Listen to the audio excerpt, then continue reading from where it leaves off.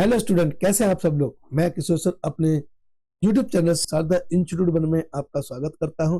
और आज मैं फिर आपके प्रैक्टिकल का जो मैनुअल है उसका सॉल्यूशन लेके आया हूं क्लास 12th का, जिसका सब्जेक्ट है भूगोल और जिसका सब्जेक्ट कोड है 316। इसको किस तरीके से तैयार करना है, किस तरीके से हमें बनाना है, क्या क्या सावधानियां बरतनी है, ये सारी बातें मैं आपको इस वीडियो में बताने वाला हूँ। तो आप इस वीडियो को पूरा देखें, स्किप बिल्कुल ना करें। सबसे पहले तो आपको इस तरीके से प्रैक्टिकल की फाइल लेके आनी है जो कि आपको किसी भी स्टेशनरी की शॉप से इजीली मिल जाएगी।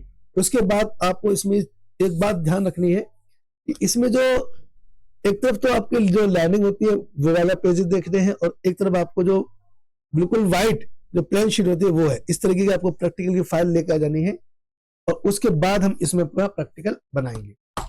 तो किस तरीके से प्रैक्टिकल बनाना है, क्या क्या सावधानी बरतनी है, ये सारी बातें मैं आपको बताने वाला हूँ। तो चलिए आइए देखते हैं कि किस तरीके से हम अपना प्रैक्टिकल तैयार करते हैं। आइए स्क्रीन पर देखते हैं। चलिए आइए देखते हैं किस तरीके से हमें अपनी फाइलें बनानी है। अब हम अपने स्क्रीन पर आ चुके हैं प्रैक्टिकल की। सबसे पहले तो आपको अपने जो प्रैक्टिकल की फाइल है उसके ऊपर ज्योग्राफी और उसका कोड जरूर मेंशन करें। और ये हमारा प्रैक्टिकल का जो सॉल्यूशन है वो दिया गया है इसमें। इस तरीके से हमें इसको सॉल्व करना है। चलिए देखते हैं। और उसके बाद जो हमें जो मोस्ट इम्पोर्टेंट जो थिंग्स है वो हमारी ये है कि इसमें हमें विषय सूची बनानी होती है, जिसे हम लोग इंडेक्स पेज बोलते हैं। और ये आपकी प्रैक्टिकल की फाइल पे इजीली पता चल जाएगा आपको कि आपको इंडेक्स कहाँ बनाना है। तो प्रैक्टिकल की फाइल पे होता है, उनमें सभी जो प्रयोग है उनका हमें सब्जेक्ट उसमें लिखना होता है। उसके बाद हमें ये स्टार्ट करने होते हैं। तो चलिए देखते हैं। सबसे पहला प्रयोग देखते हैं। मानचित्र प्रकार और तत्व भूपत्रक क्या होता है, इसके बारे में आज हम इस प्रैक्टिकल को में देखेंगे। तो देखिए, सबसे पहले उद्देश्य दिया गया है मानचित्र प्रकार और तत्व भूप्रपत्र टॉपी शीट क्या होती है, तो सीखने का प्रतीक क्या है और मानचित्र क्या होता है, ये सारी डेफिनेशन इसमें बताई गई है। और मैं अपने सभी स्टूडेंट से एक बात और कहना चाहूंगा, जो सबसे इंपोर्टेंट है प्रैक्टिकल शुरू होने से पहले आप इसका खास ध्यान रखेंगे कि जो भी आप हेडिंग लिख रहे हैं वो आपको ब्लैक पेन से लिखनी है और उसको अंडरलाइन करना है, जैसा कि आप स्क्रीन पर देख रहे हैं। और उसके बाद जो आप डेफिनेशन लिख रहे हैं वो आपको ब्लू पेन से करना है, जैसा कि आप स्क्रीन पर देख रहे हैं। उस तरीके से करना है। राइटिंग आपकी नीट एंड क्लीन हो, साफ हो। जितना अच्छा लिखेंगे उतने अच्छे मार्क्स आपको मिलेंगे। तो चलिए देखते हैं किस तरीके से हमें ये बनाना है। आगे देखिए, एक चित्र आया हुआ है। इस तरीके से हमें ये चित्र ड्रॉ नहीं कर सकते हैं। इसका आपको प्रिंट आउट निकालकर अपने जो प्रैक्टिकल की फाइल है, जो ब्लैंक शीट है, उस पर चिपकाना होता है। उसके बारे में इसमें जो भी लिखना है वो हम लाइनिंग वाली शीट पर लिखते हैं। और कार्य के आधार पर जो मानचित्र है उसमें बताया गया है कि किस तरीके से हमारे जो मानचित्र दिए गए हैं इनको भी आप प्रिंट आउट निकलवा कर अपने ब्लैंक शीट पर चिपका ले, जो कि आपकी प्रैक्टिकल की फाइल पर लेफ्ट हैंड साइड पर होता है। ये भारत का भौतिक चित्र है जिसमें सभी नदियां और देशों के नाम के साथ बताया गया कि कौन सी नदी कहाँ बहती है, किस राज्य से होकर बहती है। ये सारी इंफॉर्मेशन हमें इसमें बताई गई है। और इसमें दूरी कितनी है, किस नदी की कितनी दूरी है, सारी बातें हमें इस चित्र में या इस नक्शे के द्वारा बताई गई है।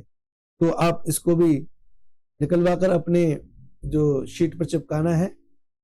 अगला जो हमारा मानचित्र दिया गया है वो वर्षा, भारत में वर्षा का वितरण किस तरीके से, कहाँ पर कितनी वर्षा होती है, कितनी सेंटीमीटर वर्षा होती है, सारी बातें इस चित्र में और इस डायग्राम में, इस मैप में बताई गई हैं। तो आप इसका प्रिंट आउट निकलवा कर उसको भी अपने प्रैक्टिकल की जो ब्लैंक शीट है उसमें चिपका लें।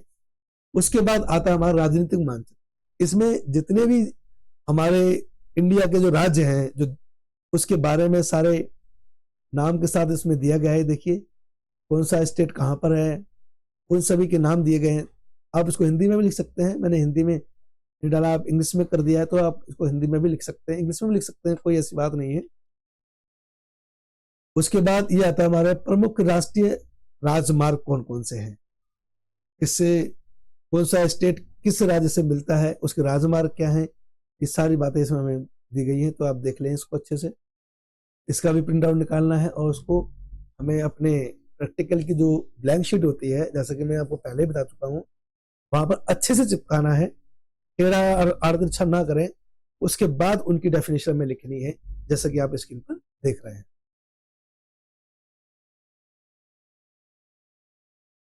ये सारी जो डिटेल्स है वो हमारे मानचित्र से रिलेटेड होती हैं और उसी के आधार पर ये सारी जो डिटेल्स दी गई हैं। उसके बाद कंपास रोज क्या होता है, ये देखिए ये कंपास दिया गया है जिसमें नॉर्थ वेस्ट ईस्ट साउथ सारी दिशाओं के बारे में बताया गया है, और ये डायरेक्शन बताता है कि आप किस दिशा में खड़े हैं या किस दिशा में मूवमेंट कर रहे हैं, ये दिखाया गया है। और ये हमारे जो मानचित्र दिखाए गए हैं, जो भौगोलिक मानचित्र है, ये निष्कर्ष दिया गया है।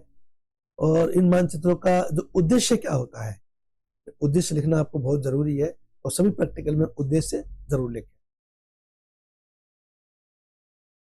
ये मीटर्स दिया गया है। मानचित्र पर पैमाने पर 3 अलग अलग तरीके के व्यक्त किए जा सकते हैं, जो कि इस प्रकार है। कथन 1 में देख लीजिए, और ये हमारा सेकंड नक्शा है जो कि हमें नॉर्थ साउथ ईस्ट वेस्ट 4 दिशाओं के बारे में बताता है कि हमारा जो भारत का नक्शा है वो नॉर्थ का एरिया कौन सा है, साउथ का एरिया कौन सा है, ईस्ट का एरिया कौन सा है, और वेस्ट का एरिया हमारा कौन सा पड़ता है, उस दिशा में कौन कौन से स्टेट पड़ते हैं, ये सारा इसमें बताया गया है। और इसके दोष क्या है, और प्रदर्शन भिन्न किस प्रकार से अलग है, ये सारी बातें इस मैप में बताई गई हैं।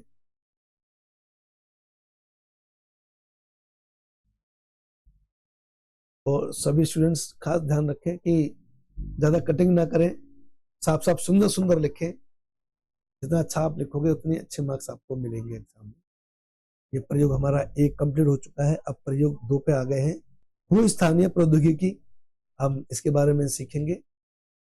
इस पाठ में क्या क्या दे रखा है प्रौद्योगिकी के बारे में, और भू स्थानीय प्रौद्योगिकी क्या होता है, ये सारी बातें हमें इस चित्र की सहायता से और डेफिनेशन के द्वारा बताई गई है।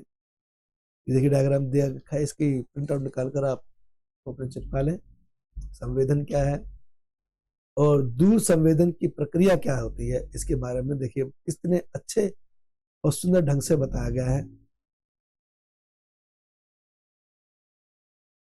ये चित्र जितना सुंदर साफ बनाएंगे उतने ही अच्छे मार्क्स मिलेंगे आपको। दूर संवेदन के लाभ बताइए, इसके जो लाभ होते हैं वो लाभ क्या क्या है ये बताना है हमें। दूर संवेदन के सिद्धांत क्या है, उस सिद्धांत के बारे में बताना है, और स्पष्ट साफ साफ सुंदर सुंदर राइटिंग में बताया है। एक ये है हमारा जो तरंग दैर्ध्य होती है, आवर्ती और चुंबकीय क्षेत्र, तो उसके बारे में ये डायग्राम दिया गया है। इसको भी आपको अच्छे से बनाना है। एक डायग्राम हमारा ये रहा, इसमें भी सारी इंफॉर्मेशन हमें दी जाती है। देखिए किस तरीके से इसको बनाना है, और सुंदर सुंदर राइटिंग में बनाए, अच्छे अच्छे ढंग से इसको तैयार करना है। और ये एयर जो हमारा ट्रांसपोर्ट होता है, ये इसके बारे में बताया गया है। सैटेलाइट संचार क्या होता है उसके बारे में ये सारी इंफॉर्मेशन दी गई है। देखिए किस तरीके से हमें उसकी जितनी भी इंफॉर्मेशन है, जितनी भी हमें डिटेल्स है, वो सारी प्राप्त हो जाती है। एक देश से बैठ के दूसरे देश के हम सारी जानकारी प्राप्त कर सकते हैं, जो कि इसमें सबसे बड़ा जो रोल होता है वो सैटेलाइट का होता है। छवि और फोटो व्याख्या कर तत्व क्या होता है, कि हम फोटो किस तरीके से लेते हैं, और ग्लोबल पॉलिसिंग स्टीम्स क्या होता है, इसके बारे में बड़े अच्छे ढंग से सुंदर तरीके से बताया गया है। और ये काफी इंपोर्टेंट टॉपिक्स भी है। जीपीएस प्रणाली के घटक क्या क्या है, ये घटक बताए गए हैं। देखिए जिस किस तरीके से हम अपने मोबाइल से जीपीएस सेटिंग भी कर सकते हैं, वो डायरेक्टली उससे कनेक्ट हो जाता है। और जीपीएस का खंड क्या होता है, ये देखिए किस तरीके से इसको खंडों में डिवाइड किया गया है, उसके उपयोग क्या होते हैं, और ट्रैकिंग और निगरानी किस तरीके से की जा सकती है जीपीएस के द्वारा, ये सारी बातें हमें जीपीएस में मिलेगी। देखिए किस तरीके से दिखा रहा है जीपीएस की प्रणाली को चित्र की सहायता से समझाया गया है। तो आप भी चित्रों को या तो ड्रॉ कर लें, ड्रॉ करना थोड़ा मुश्किल होगा तो आप इसका प्रिंट आउट निकलवा कर अपनी प्रैक्टिकल की फाइल में चिपका सकते हैं। भौगोलिक सूचना प्रणाली किस तरीके से हमें प्राप्त होती है, किस तरीके से हमें तैयार करना है, ये सारी बातें हमें इस प्रैक्टिकल में देखने को मिलती है। जीआईएस के घटक क्या क्या होते हैं ये बताया गया है, उसके घटक क्या क्या हैं, क्या क्या उसके उद्देश्य हैं, किस तरीके से हमें तैयार करना है, ये सारी बातें इसमें हमें प्रैक्टिकल में लिखनी होती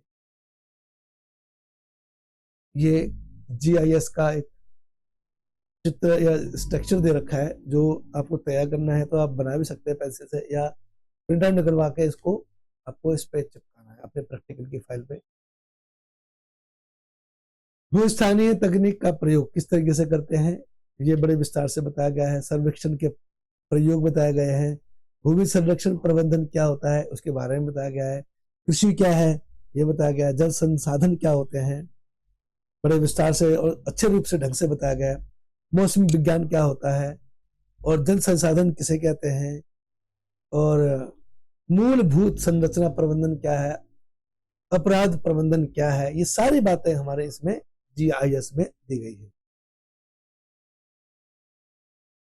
अब आइए चलिए प्रयोग नंबर हम 3 को देख लेते हैं। हमारे प्रयोग 2 कंप्लीट हो चुके हैं। आंकड़े तथा सांख्यिकीय आरेख सीखने के प्रतिफल क्या है। इस पाठ का अध्ययन करने के पश्चात विद्यार्थी सांख्यिकीय आंकड़ों की तालिका और सांख्यिकीय आरेखों में अंतर कर सकते हैं कि आंकड़े और आरेख क्या होते हैं। देखिए किस तरीके से इसमें दे रखा है, आंकड़ों के स्रोत दे रखा है, द्वितीय स्रोत क्या होता है, ये देखिए एक डायग्राम की सहायता से भी समझाया गया है। सांख्यिकीय आंकड़े की प्रस्तुति क्या होती है उसको बताया गया है इसमें।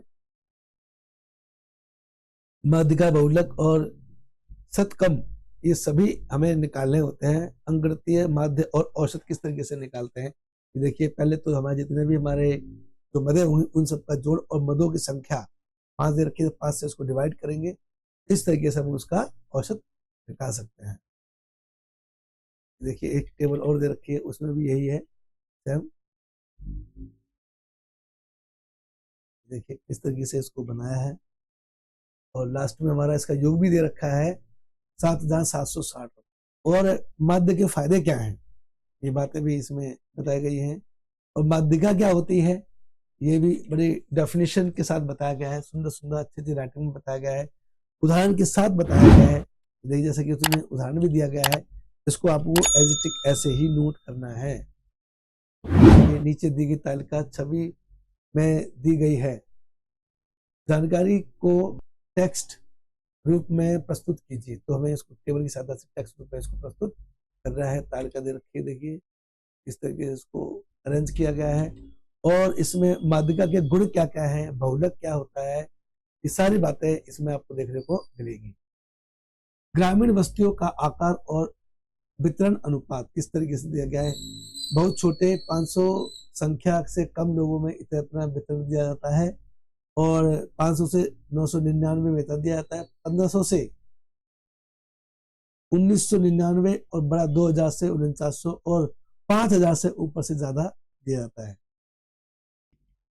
रखा है शतकम क्या होता है उसके बारे में बताया गया एक टेबल की सहायता से, इसको भी आप अच्छे से कर लें। और एक क्षेत्र में परिवारों के प्रति व्यक्ति मासिक आय का वेतन दिया गया है कि कौन व्यक्ति कितना कमाता है। जैसे आय समूह रुपए में दी गई है 500 से कम परिवारों की संख्या बारंबारता ऐसे है जिनकी 500 से कम आय है, वो 112 घर है, संचित बारंबार 12 ही होंगे। इस तरीके से हमें इसमें करना है। ये सभी आंकड़े दिए गए हैं। रेखीय आरेख, दंड आरेख, वृत्त आरेख, तारा आरेख और रेखीय आरेख, सभी आरेख इसमें दिए गए हैं और उनकी डेफिनेशन बताई गई है किस तरीके से आपको इसमें तैयार करना है। और नीचे एक स्थान के 12 महीनों के औसत मासिक अधिकतम तापमान अंश और सेल्सियस में दिए गए, जो कि आपको नीचे दिखाया गया है इस तरीके से। तो इस तरीके से हमारे जो प्रैक्टिकल सभी कंप्लीट हो गए हैं। आई होप सभी स्टूडेंट समझ गए होंगे कि किस तरीके से आपको प्रैक्टिकल फाइल बनानी है और किस तरीके से हमें इसमें जो चित्र बनाने हैं क्या क्या सावधानियां बरतनी है। ये सारी बातें मैंने इस चित्र की सहायता से आपको बता दी। तो आप जल्दी से अपनी प्रैक्टिकल की फाइल को तैयार कर लें, क्योंकि जल्दी ही आपको स्टडी सेंटर में इसको सबमिट कराना होगा जब आपके प्रैक्टिकल के एग्जाम होंगे उस समय। तो आप जल्दी से बना लीजिए और जल्दी ही मिलते हैं अपने नेक्स्ट वीडियो में नेक्स्ट प्रैक्टिकल के मैनुअल के साथ। तब तक के लिए टेक केयर, बाय बाय, जय भारत, जय हिंद।